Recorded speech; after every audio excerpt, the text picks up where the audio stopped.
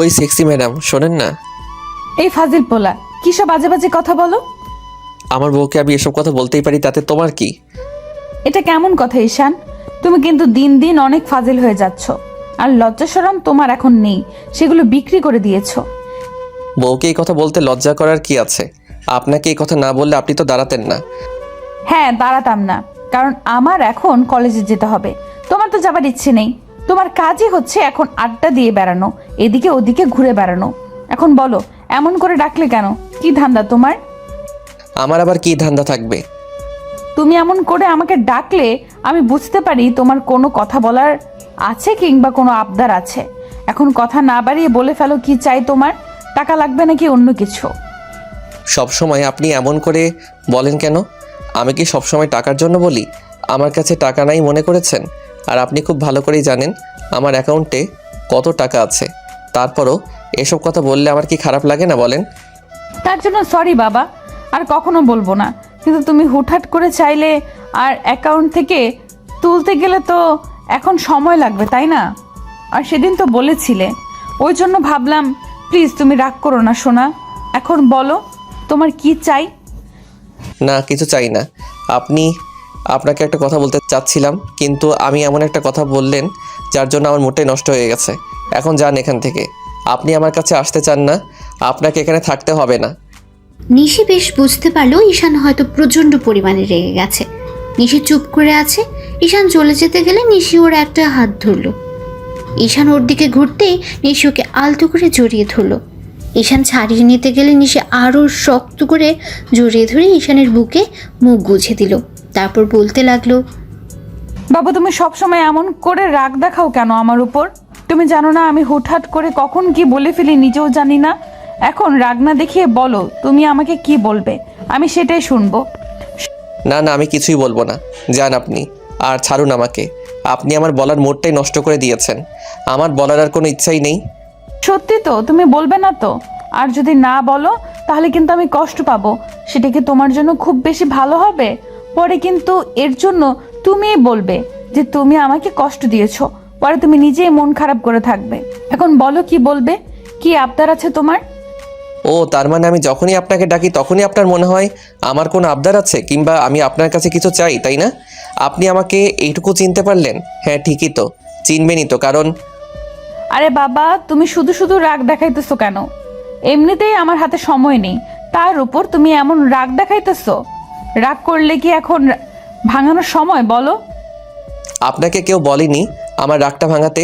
এখন আপনি যান, আপনাকে কারো কোনো রাগ অভিমান ভাঙাতে হবে না। আপনাকে আমি বলছি আমি আপনাকে ধরে রেখেছি, আপনিও নিজেই আমাকে জড়িয়ে ধরে রেখেছেন। এখন ছাড়ুন আর এখান থেকে যান। আমার বাবুটা আমার উপর এমন করে রাগ ধরে আছে, আর আমি তাকে কিনা ছেড়ে এইভাবে যাব? কখনোই না, যেতে পারবো না। এখন বলো কি বলবে? না না, আমি কিছু বলবো না। আমি কিছু বললেই তো দুষ্টুমি আর লুচুগিরি করতে শুরু করি। আমি এখান থেকে আর আপনাকে কিছু বলবো না। আরে বাবা, বিয়ের আগে তো তুমি বারবার শুধু আবদার করতে, এখন এই কাজ তো তখন ওই কাজে, আর সব সময় আমাকে এই কাছে পেতে চাইতে, কিস করতে, আদর দিতে। তোমার কত ধরনের আবদার ছিল, ওই জন্য বললাম। এখন কি এটা বলা আমার অন্যায় হয়ে গেছে বলো জান পাখিটা? না না, হয়নি। এখন যান আপনি। আপনাকে কিছু বোঝাতেও আসবো না, আর বলতেও আসবো না। সত্যি তো?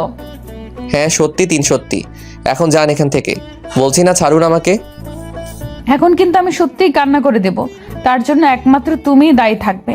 আর তুমি কিন্তু আমার কান্নাটা থামাতে পারবে না।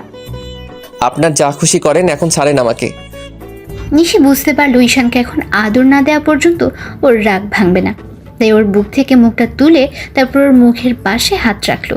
তারপর যখনই কিস করতে যাবে ঈশান হুটহাট করে ওকে ছাড়িয়ে নিয়ে রুম থেকে বেরিয়ে গেল। নিশি বেশ কিছুক্ষণ চুপ করে রইল। তারপর ভাবলো, পিচ্চিটা, তুমি হুটহাট করে সব সময় এরকম দুষ্টুমি আর রাগ অভিমান দেখাবে? এরকম করলে কি আমার খারাপ লাগে না? ওকে, আমি বোঝাতে পারি না, সব সময় এগুলো করতে ভালো লাগে না। তার উপর আজকে আবার হুটহাট করে রাগ করলো। এখন এমনিতেই কলেজে যাওয়ার সময়টা পেরিয়ে যাচ্ছে, তারপরও রাগটা ভাঙাবো কি করে? আচ্ছা ঠিক আছে, বাসায় ফিরে আসি, তারপর না হয় ওর রাগ অভিমানটা নিয়ে ভাবা যাবে। আগে তো কলেজে গিয়ে অ্যাটেন্ড করি, তারপর দেখা যাবে কি হয়। নিশি কথাগুলো ভেবে বাসা থেকে বেরিয়ে গেল। তারপর কলেজে গিয়ে কাজ করতে লাগলো। কিন্তু কলেজের ফাঁকে ফাঁকে বারবার মনে পড়তেছিল ওর পিচ্চিটা ওর উপর রাগ করে আছে, তাই কোনো ক্লাসে মনোযোগ দিতে পারছিল না। বারবার ঈশানের ক্লাসের সামনে যাচ্ছিল। অন্যদিকে ঈশানের মনে হতে লাগলো যে একটু কলেজের দিকে যাওয়া দরকার, কারণ নিশি একা কলেজে আছে। অনেকদিন হলো রেগুলার কলেজে যাওয়া হয় না। ওদের বিয়ে হবার পর থেকে ঈশান এদিক ওদিক ঘুরে বেড়ায়। তাছাড়া শুধু যে বেকার ঘুরে বেড়ায় তা না, আব্বুর অফিসে কাজ করতে থাকে আর নানা প্রয়োজনে যেতে হয়, আর মাঝে মাঝে বন্ধুদের সাথে আড্ডা দেয়। আর আজকে আড্ডা দেওয়ার জন্যই বেরিয়েছিল। তারপর আড্ডা দিয়ে ভাবলো আরও 2 ঘন্টা কলেজ টাইম বাকি আছে, তাই নিশি কলেজে কি করছে দেখার জন্য কলেজের দিকে চলে গেল। তারপরে এসে ক্লাসের দিকে যখনই যাবে ভাবলো, তখন তো রাগ দেখালাম, এখন একবার নিশির ক্লাসের দিক থেকে উকি দিয়ে যাই। তো ঈশান নিশির রুমের সামনে আসতে ঈশানের চোখ যেন কপালে উঠে গেল। এমন কিছু দেখলো যার জন্য ঈশানের প্রচণ্ড পরিমাণে খারাপ লাগলো, আর ও নিজে নিজেই ভাবতে লাগলো, ও এই জন্য কলেজে আসার এত তাড়াহুড়া, এত কিছু করে ফেলেছো এই কয়েকটা দিনের মধ্যে। আমি একটু কলেজে আসিনি আর তাতেই এত কিছু করে ফেলেছো। এই জন্যই তো আমাকে সবসময় এরকম দূরে সরিয়ে রাখো। এত বেশি অবহেলা করতে শুরু করেছো, তাই না? আপনারা কি ভাবছেন ঈশান কি এমন দেখলো? আসলে নিশা একটা ছেলের সাথে কথা বলছে, তাও ছেলেটার হাত ধরে হাসাহাসি করে কথা বলছে। এমন কিছু দেখলে যে কোনো স্বামী তার স্ত্রীর থেকে আস্থাটা না হারালেও একটু তো অবিশ্বাস করবে, একটু রাগ অভিমান তো হবে। তাই ঈশানেরও সেটা হলো। ও চুপচাপ কিছুক্ষণ নিচের দিকে তাকিয়ে রইল। নিশি হঠাৎ জানালার গ্লাসে দেখলো ঈশানের মতো কেউ একজন বাইরে দাঁড়িয়ে আছে। নিশির চোখে ঈশান চোখ পড়তেই ও ঈশানকে ডাকতে যাবে, তার আগে ঈশান সেখান থেকে চলে গেল। নিশি বুঝে গেল এটা ঈশানের মতো কেউ নয়, ঈশানই ছিল। ও তাড়াহুড়ো করে রুম থেকে বেরিয়ে বারান্দায় আসতে দেখলো ঈশান কলেজ থেকে বেরিয়ে গেল। তখন নিশি ভাবতে লাগলো, এই যা, ঈশান আমাদের এমন করে দেখে উল্টাপাল্টা কিছু ভাবলো না তো? ভাবতেই পারে ওর যে রাগী আর যে জেদি একটা ছেলে, তার উপর সকালে একটু মনোমালিন্য হয়েছে আমাদের মাঝে, যদি উল্টাপাল্টা কিছু একটা ভেবে বসে। একটা বার কি বাসায় যাব? না না, এখনো তো কলেজে ছুটি হয়নি। একটা বার ওকে ফোন করে দেখি ও কি করতেছে। যে ভাবে সেই কাজ। নিশি তাড়াহুড়ো করে ঈশানকে কল করলো। কয়েকবার বাজাতেই ঈশানকে কল কেটে দিল। নিশির ধারণাটাই ঠিক হলো। তারপরে একটা সময় যখন ঈশান ফোন রিসিভ করছিল না, তখন কয়েকটা মেসেজ করতে ঈশান ফোনটা রিসিভ করলো আর বলল, কি সমস্যা কি? এত বারবার ফোন দিতেছো কেন? তুমি এত রাগীভাবে কথা বলতেছো কেন? কি হয়েছে তোমার? আর আমি কি তোমাকে ফোন দিতে পারি না বলো? হ্যাঁ অবশ্যই, ফোন দিতে পারবেন না কেন? আপনি আমাকে ফোন দেওয়াতে আমি ধন্য হয়েছি। এখন বলেন কি বলবেন। তুমি হয়তো আমার উপর কোনো কারণে রেগে আছো, তাই না? জান, তুমি কলেজে এসেছিলে আর আমাদের ওইভাবেই দেখে। আপনি কোথায় কি করছেন আমি ওটা জানতে চাইনি। এখন বলেন কি জন্য ফোন দিয়েছেন। বাবু, তুমি আমার উপর খুব রেগে আছো সকালের বিষয়টা নিয়ে, তাই না? আর তুমি কলেজে আসছিলে একটাবার বলো। হ্যাঁ আসছিলাম, আর এসে দেখলাম আপনি প্রেম ভালোবাসাটা অনেক জমিয়ে ফেলেছেন, তাই আর ইচ্ছে হলো না আপনার সাথে কথা বলার। এখন যেটা করছিলেন সেটাই মনোযোগ দেন, আপনার আমাকে নিয়ে ভাবতে হবে না। নিশার কিছু বলার আগে ঈশান ফোনটা কেটে দিল। নিশা এবার টেনশনে পড়ে গেল যে ঈশান ওর উপর রাগ করে আছে, তাই ও আর কোনো কাজে সারাটা সময় মনোযোগ দিতে পারলো না। তারপর অফিস টাইমটা শেষ হতেও তাড়াহুড়ো করে বাসায় চলে গেল। এসে দেখলো ঈশান ফেরেনি। নিশি কোনো রকম ফ্রেশ হয়ে আবার ওর নম্বরে কল দিতে লাগলো, কিন্তু এখন নম্বরটাই বন্ধ দেখাচ্ছে। তাই ওর টেনশন আরও বেড়ে গেল। তারপর কিছুক্ষণ ভেবেই নিশি ঈশানের একটা ফ্রেন্ডকে ফোন দিতে ও বলল ঈশান ওর সাথে আছে। তখন নিশি একটা দীর্ঘশ্বাস ফেলে ওকে বলতে লাগলো, ভাইয়া, তুমি তোমার ফ্রেন্ডকে একটু সময় মতো বাসায় চলে আসতে বলো। বিকেল হলে ওকে একটু পাঠিয়ে দিও। ও আমার উপর অনেক রাগ করে আছে, তাই ও যেন কোথাও না যায় প্লিজ। আর ভুলেও যেন ড্রিঙ্কস না করে, কেমন? তাহলে আব্বু আম্মু অনেক রাগারাগি করবে। ঈশানের ফ্রেন্ড হ্যাঁ সূচক উত্তর দিতেই নিশি এক স্বস্তির নিঃশ্বাস ফেলল। একটু পরে রান্নার সময় হয়ে আসলো। নিশি গিয়ে বাসার কাজগুলো করতে লাগলো। তারপর সন্ধ্যার দিকে ঈশানের ফ্রেন্ড ওকে জোর জবরদস্তি করে বাসায় পাঠিয়ে দিতে ঈশানও বাসায় চলে এলো। তারপর আসতে নিশি গিয়ে দরজা খুলে দিল। ঈশানকে দেখে ও বুঝতে পারলো ও এখনো হয়তো রেগে আছে, কিংবা ওর মনটা খারাপ। তাই নিশি কিছু একটা বলতে যাবে, তার আগে ঈশান সেখান থেকে রুমের দিকে যেতে লাগলো। নিশি ভাবলো এখন যদি এখানে কিছু বলতে যায় তাহলে ঈশান অনেক বেশি সিন ক্রিয়েট করবে, তাই চুপচাপ আবারও কাজগুলো করতে লাগলো। তো রান্না করা শেষ হলে নিশি রুমে এসে দেখলো ঈশান আতশোয়া হয়ে বসে আছে আর কি যেন ভাবছে। ঈশান, রান্না হয়েছে, আসো খেয়ে যাও। ঈশান কোনো কথা না বলে ফ্রেশ হয়ে তারপর খেতে বসলো। রাতে খাওয়া দাওয়া শেষ করে ঈশান আবার রুমে চলে আসলো। একটু পর নিশি রুমে আসতে ঈশান ওকে কিছু না বলে ব্যালকনিতে গিয়ে দাঁড়িয়ে রইল। তখন নিশি গিয়ে ওর পাশে দাঁড়ালো। তারপর ঈশানও কোনো রেসপন্স করছে না দেখে নিশি উঠে হাট করে ওকে জড়িয়ে ধরলো। তখন ঈশান ওকে এক ঝটকায় ছাড়িয়ে নিল আর বলতে লাগলো, কি সমস্যা কি? আপনি এভাবে নাটক করতেছেন কেন?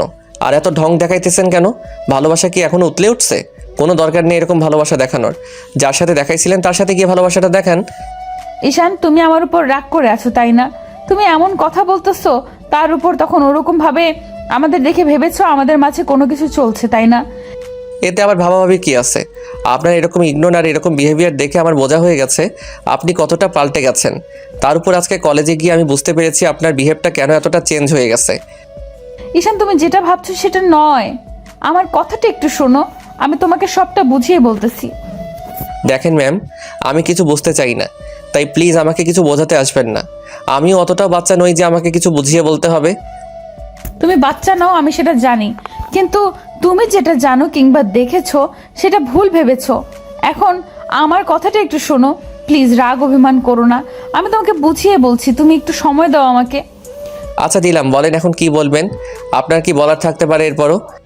তুমি যাকে দেখেছো ওটা আমার ফুফাতো ভাই, ও দেশের বাইরে ছিল এতদিন, আর আজকে এই দেশে এসে আমাকে ফোন করেছে, আর আমার বিয়েতে আসতে পারেনি ওই জন্য সরি বলেছে। আমি ওর উপর রাগ দেখিয়েছিলাম, তখন ও কলেজে আসে আর আমার সাথে দেখা করে রাগ ভাঙানোর জন্য আমার হাতের উপর হাত রেখে কথা বলছিল আর আমাকে হাসানোর চেষ্টা করছিল, আর তখনই তুমি আমাকে ওর সাথে দেখো। ওই রকম ভাবেই আমি একটু হেসে কথা বলেছি, তার মানে এই না যে ওর সাথে আমার রিলেশন আছে। তুমি নিজেও জানো আমি তোমাকে কতটা ভালোবাসি, আর তখন তোমাকে ইগনোর করেছি বলে আমার মনে হয় না। আর ইগনোরটা এই জন্যই করেছি, তুমি জানো যে এই জবটাকে আমি কতটা ভালোবাসি, কারণ এটা একটা সম্মানের পেশা। আর এরই মধ্যে থেকেই তোমার আর আমার রিলেশনটা হয়েছিল, তারপর আমরা দুজনে বিয়ে করেছিলাম। এখন তুমি যদি এই সামান্য বিষয় নিয়ে আমার উপর রাগ দেখাও, অভিমান করে থাকো, তাহলে আমার আর কিচ্ছু বলার নেই। তুমি যদি আমাকে ভালোবেসে থাকো তাহলে বিশ্বাস করবে, আর যদি বেশি অবিশ্বাস করো তাহলে আমি ওই ছেলেটার নম্বর তোমাকে দিচ্ছি, তুমি ওর সাথে একটু কথা বলে নাও। ঈশান চুপচাপ কিছুক্ষণ নিশির মুখের দিকে তাকিয়ে রইল। তখন ও বুঝতে পারলো সকালের বিষয়টা নিয়ে ঈশান এখনো রেগে আছে, তাই ও হুটহাট করে আবার ঈশানকে পেছন থেকে জড়িয়ে ধরলো আর বলতে লাগলো, বাবু, এখনো রাগ করে থাকবে আমার উপর? তুমি জানো না তোমার এই রাগ অভিমানটা আমি নিতে পারি না। মারো, বকো, দরকার পড়লে শাস্তি দাও, রোমান্টিক অত্যাচারগুলো করো, তারপরেও এভাবে চুপ করে থেকো না। তুমি জানো আমি তোমার এই চুপ করে থাকাটা মেনে নিতে পারি না। তুমি আমাকে যা বলার বলো, তারপরও এভাবে চুপ করে থেকো না প্লিজ। কলিজা, তাকাও না তোমার কলিজার দিকে। ওই পিচ্চি বর, আই লাভ ইউ সোনা। নিশার এমন বাচ্চামিতে ঈশান আর রাগ করে থাকতে পারলো না। ওর দিকে ফিরতেই নিশা একটা মুচকে হাসি দিয়ে ওর গলাটা জড়িয়ে ধরলো। তখন ঈশান বলতে লাগলো, আপনি জানেন না আমি আপনার ইগনোরটা নিতে পারি না। সকালবেলা আপনি যখন কলেজে যান তখন আপনাকে এই জন্যই ডাকি যে সারাদিন আমাদের মাঝে যোগাযোগ থাকলেও আমাদের দেখা হয় না। আপনি জানেন না আমি আপনাকে সারাটা দিন কতটা মিস করি। আপনাকে আমি বলে বোঝাতেই পারি না আপনাকে আমি কতটা ভালোবাসি। আমি জানি তোমার পিচ্চিটা আমাকে কত ভালোবাসে, তুমি কেন এভাবে বলো শোনা? যদি নাই বুঝতাম তাহলে কি তোমার ডাকে সাড়া দিতাম বলো? আর তোমাকে ভালোবেসে বিয়ে করতাম জান পাখিটা? সেটাও ঠিক আছে, কিন্তু আপনি সবসময় এভাবে ইগনোর করতে থাকেন কেন? আমি কি আপনার কাছে সবসময় খুব বেশি আবদার করে ফেলি বলেন? আচ্ছা বাবা, ঠিক আছে, আর কখনো এরকম করব না। এখন থেকে তুমি যা বলবে সেটাই শুনবো, কিন্তু কলেজে যাবার সময় হুটহাট করে এত বেশি আবদার করবে না যার জন্য আমার যেতে লেট হয়। আপনাকে কাছে পাওয়ার জন্য আমি ওইটুকু বলি। আপনি যদি আমাকে একটা কিস করে দেন কিংবা একটাবার হাগ করে দেন তাহলেই তো হয়ে যায়। আমি এর থেকে কি বেশি চাই বলেন? কিন্তু আমি আমার বরটাকে চিনি, আমার কাছে আসলেই তার রোমান্টিকতা বেড়ে যায়, এমনকি রোম্যান্স করতে শুরু করে দেয় আমার সাথে। সেটা কি আমি জানি না মনে করেছো? না হয় একটু বউয়ের সাথে রোমান্টিকতা দেখাই, সেটাও কি আমার দোষ হয়ে গেছে বলেন? না জানতা, দোষ হয়নি। এখন তুমি রাগ করে থেকো না প্লিজ সোনা, একটু আমার দিকে তাকাও আর একটু আদর দাও আমাকে। রাত হলে ঠিকই আমার কাছে আদর চাইতে আসেন, কিন্তু দিনের বেলাতে আমি যখন আপনাকে মিস করি তখন কাছে আসতে চাইলে কিংবা বাসায় এসে যদি একটু আপনার কাছে আসার চেষ্টা করি তখন আপনি রাগ অভিমানগুলো দেখান আর ইগনোর করতে শুরু করেন। তখন কি আমার খারাপ লাগে না বলেন?